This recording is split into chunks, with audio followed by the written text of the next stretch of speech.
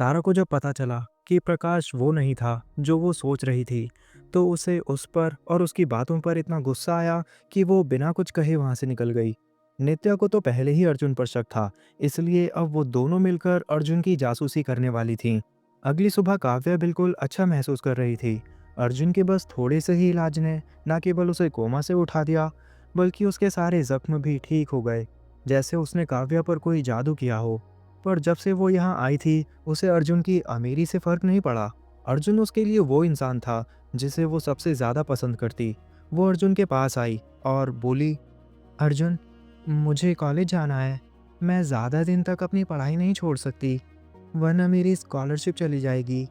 अर्जुन ने मुस्कुराते हुए उसकी ओर देखा। वो जानता था कि उसके लिए कॉलेज की छुट्टियों में भी पढ़ना कितना ज़रूरी था। उसने हाँ में अपना सिर हिलाया और उसे उसकी डॉर्मेट्री तक छोड़ने के लिए कहा।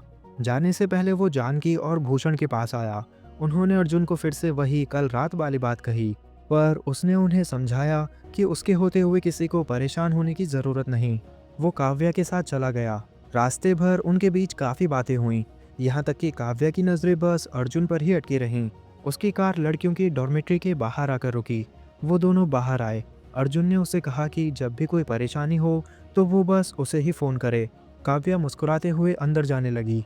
तभी दूसरी ओर से साक्षी की आवाज़ आई, अर्जुन, तू सुबह सुबह यहाँ क्या कर रहा है? मुझसे मिलने आया है क्या? अर्जुन उसकी ओर मुड़ा और जैसे ही उसकी नज़र साक्षी पर पड़ी, उसे खुद पर यकीन नहीं हुआ कि वो सच में साक्षी थी। उसने पूरी तरह से सफ़ेद रंग का एक जिम आउटफिट पहना था, इतना फिट कि जैसे कपड़े उसके शरीर की हर लाइन को पकड़कर उससे चिपक गए हों। पहली नज़र में लगा कि उसने कुछ पहना ही नहीं था, सिर्फ एक हल्की सी सफ़ेदी उसकी त्वचा पर परछाई बनकर लिपटी थी। अर्जुन की सांस हल्की सी अटक गई। साक्षी एक चोटी में बाल बांधे उसके सामने खड़ी थी।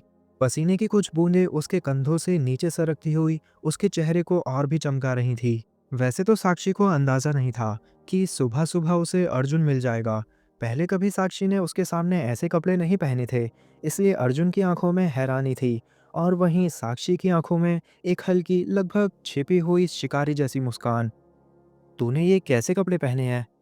मैंने पहले तुझे ऐसा कभी नहीं देखा, अर्जुन ने पूछा। मैं बस जिम जाने के लिए ही ऐसे कपड़े पहनती हूँ। ये सब छोड़, तू बता, यहाँ मुझसे ही मिलने आया है क्या? साक्षी ने जवाब देते हुए पूछा। मैं यहाँ बस काव्या को छोड़ने आया था। सोचा नहीं था कि तुझसे मुलाकात हो जाएगी। काव्या वही लड़की है ना, जो उस दिन मॉल में तेरे साथ थी? साक्षी रुकी और थोड़ा सोचकर फिर से बोली, ठीक है, अब क्योंकि तू भी कॉलेज वापस आ रहा है, तो मैं भी उसके साथ ही रहूंगी। ऐसे कोई उसे परेशान नहीं कर पाएगा। अर्जुन को उसकी बात सही लगी। उसने बस हाँ में अपना सिर हिला दिया। उधर से काव्या उन दोनों को इतना करीब और हंसते हुए बातें करते देख रही थी। वो अभी अपनी डॉर्मेट्री में नहीं गई थी। अच्छा अर्जुन, आज 11 बजे कॉलेज में जो ऑनलाइन वोटिंग होने वाली है, उसमें तू किसे वोट करेगा? उसने अपने चेहरे पर आ रहे बालों को पीछे करते हुए दूसरी बार पूछा। वो देख पा रही थी कि अर्जुन उसमें ज़रा भी इंटरेस्ट नहीं ले रहा था। अर्जुन उसकी बातों से थोड़ा उलझा हुआ दिखा। उसने साक्षी को इस बारे में थोड़ा बताने के लिए कहा। साक्षी ने हल्की सी सांस ली, जैसे उसे यकीन ही नहीं हो रहा था कि अर्जुन अभी भी इतना अनजान था। वो उसके सामने आ खड़ी हुई, आंखों में हल्की सी चमक लिए। अरे पागल, वही वाली वोटिंग जो कॉलेज में हर 2 साल में होती है। पूरी यूनिवर्सिटी की सबसे खूबसूरत लड़की वाली वोटिंग। और ऐसे ही एक वोटिंग लड़कों के लिए भी होती है, जिसमें कोई भी स्टूडेंट पार्ट ले सकते हैं। उसने अपने फ़ोन की स्क्रीन अर्जुन के सामने टिकाई, जहां वोटिंग का इंटरफेस खुला था। लड़कियों की प्रोफाइल्स, फोटो, रैंकिंग, ये सब साफ नज़र आ रहा था। लेकिन उसमें सिर्फ साक्षी, ज्योति और उनके अलावा 3 और लड़कियां थीं। और ये ज्योति वही थी जो काव्या से अक्सर अपने काम कराती थी। इस फालतू की वोटिंग से यूनिवर्सिटी को क्या फ़ायदा? अर्जुन ने पूछा। दरअसल जिन लोगों ने कंपटीशन में रजिस्ट्रेशन किया था, वो सारा पैसा कॉलेज फंड में गया था। और जो भी एक लड़का और एक लड़की जीतते हैं, उन्हें कॉलेज में अगले 2 सालों के लिए स्टूडेंट्स मैनेजमेंट की पोस्ट दे दी जाती है। साक्षी ने जवाब दिया। मतलब इस वोटिंग में बहुत सी लड़कियों ने रजिस्ट्रेशन किया था, पर अब बस 5 में से कोई एक ही जीतेगी। मैंने सही कहा ना? लेकिन ये वोटिंग कैसे होगी? अर्जुन ने फिर से सवाल किया। उसके लिए सभी लड़कियां लाइव स्ट्रीम करेंगी और उसी में वोट होंगे, साक्षी ने कहा। ठीक है, मैं तुझे ही वोट दे दूंगा, उसमें क्या बड़ी बात है। फिलहाल मैं चलता हूँ, तुझसे बाद में मिलूंगा, अर्जुन ने कहा और वो आगे बिना कुछ कहे वहां से चला गया। अभी के लिए तो कोई बात नहीं अर्जुन, पर उस गरीब काव्या के जरिए एक ना एक दिन मैं तुझे अपने पास लाकर ही रहूंगी, साक्षी ने अपने आप से कहा और वो भी अंदर चली गई। जाते हुए अर्जुन साक्षी की कही बातों के बारे में ही सोच रहा था कि लाइव स्ट्रीम में वोटिंग करने का क्या मतलब था। उसने राघव और शक्ति को इस बारे में पता करके उसे बताने के लिए कहा, तो अगले 2 मिनट बाद उधर से राघव बोला, बात यह है कि लाइव स्ट्रीम में लोगों से वोट लेने के लिए लड़कियां कुछ भी कर सकती हैं, मतलब कुछ भी। और लाइव स्ट्रीम में लोग अपनी पसंद के मुताबिक उन लड़कियों को गिफ्ट्स भी भेज सकते हैं जो कि उन लड़कियों के अपने होंगे। इस बात पर अर्जुन के दिमाग में एक और सवाल आ गया। यकीन नहीं होता, लाइव स्ट्रीम में वोट लेने के लिए वो कुछ भी करेंगी, तो क्या ये कॉलेज अथॉरिटी के खिलाफ नहीं होगा? उसने अपना सवाल रखा। लाइव स्ट्रीम में लड़कियां चाहे जो भी करें, कॉलेज अथॉरिटी को इससे फर्क नहीं पड़ने वाला। वो लोग उनकी लाइव स्ट्रीम नहीं देखते, उन्हें बस जीतने वालों से मतलब होता है, राघव ने कहा। तो ये माजरा है, अब तो उनकी लाइव स्ट्रीम देखनी ही पड़ेगी, उसने मन ही मन कहा और उसके कॉलेज के पास वाले घर की ओर कार घुमाई। वहां आकर उसने देखा कि घर में ज्यादा साफ सफाई नहीं थी, ज्यादातर सामान इधर उधर फैला था। आज तक वो सिर्फ एक बार ही इस घर में आया था। उसने कुछ लोगों को सफाई के लिए बुलाकर सब कुछ ठीक कराया। इस सब के बीच उसने अपने फोन में लगातार आ रही नोटिफिकेशन देखी। वोटिंग कब की शुरू हो चुकी थी। उसने स्क्रीन को स्क्रॉल किया। कॉलेज ग्रुप्स में सभी चर्चा कर रहे थे कि कौन आगे था और कौन पीछे, किसकी लाइव स्ट्रीम किस लेवल पर है। लेकिन अर्जुन का दिमाग एक ही चीज पर अटका हुआ था, लाइव स्ट्रीम में कौन क्या कर रहा था। उसने देखा कि ज्योति सबसे आगे चल रही थी और तीसरे नंबर पर थी साक्षी। सभी लड़कियों की नजरें एक दूसरे पर भी थीं, ये देखने के लिए कि क्या कोई उनसे अच्छा तो नहीं कर रही। ज्योति अपनी लाइव स्ट्रीम में सबकी कमेंट्स पढ़कर हंसी मजाक कर रही थी। दूसरी लड़की अपने पसंदीदा आउटफिट्स दिखा रही थी, कोई मेकअप रूटीन बताकर वोट्स लेने की कोशिश में थी, तो एक और लड़की लोगों को लगातार इंस्टाग्राम पर मेंशन कर रही थी। उनका नाम लेकर बुलाना ही उसकी स्ट्रेटेजी थी। लेकिन साक्षी की लाइव स्ट्रीम बाकी सबसे थोड़ी अलग थी। उसे देखने वाले बस कुछ ही लोग थे। कमेंट्स धीरे धीरे आ रहे थे और साक्षी का चेहरा हल्का सा तनाव लिए कैमरे के सामने झलक रहा था। उसे सच में समझ नहीं आ रहा था कि वो सबको अट्रैक्ट कैसे करे और उनसे वोट कैसे ले। कुछ देर सोचने के बाद उसने बाकी सब की तरह 4-5 कमेंट्स पढ़नी शुरू की। कुछ मैसेजेस उसे बहुत सुंदर कह रहे थे, लेकिन उसी के बीच 2-4 ताने भी थे, जैसे पहले फिल्टर हटाकर बात कर, ज्योति तुझसे ज्यादा सुंदर और समझदार है।